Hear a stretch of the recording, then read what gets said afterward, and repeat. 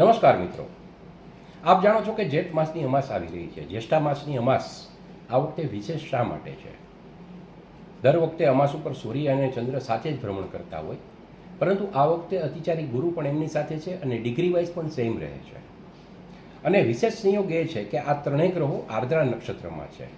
મિત્રો, આર્દ્રા નક્ષત્રના સ્વામી રુદ્ર છે, જે રૌદ્ર સ્વરૂપ બતાવે છે.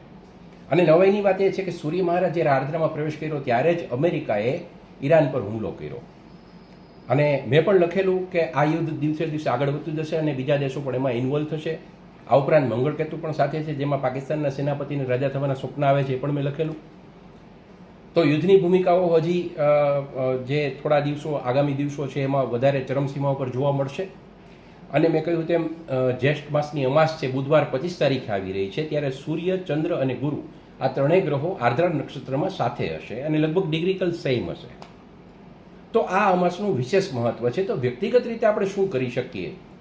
આર્દ્રાના નક્ષત્ર જે સ્વામી રુદ્ર છે એને રીઝવવા માટે આપણે ખાસ તો અમાસની અંદર શિવ પૂજા કરવાની છે, પીપળે પાણી રેડવાનું છે. અને ખાસ કરીને આ વખતનો હું વિશેષ જે પ્રયોગ આપું છું એ પ્રયોગ એ છે કે 10 મીઠાઈના ટુકડા લેવાના છે. પીળી મીઠાઈ, ચણાના લોટથી બનેલી પીળી મીઠાઈના 10 ટુકડા લેવાના છે.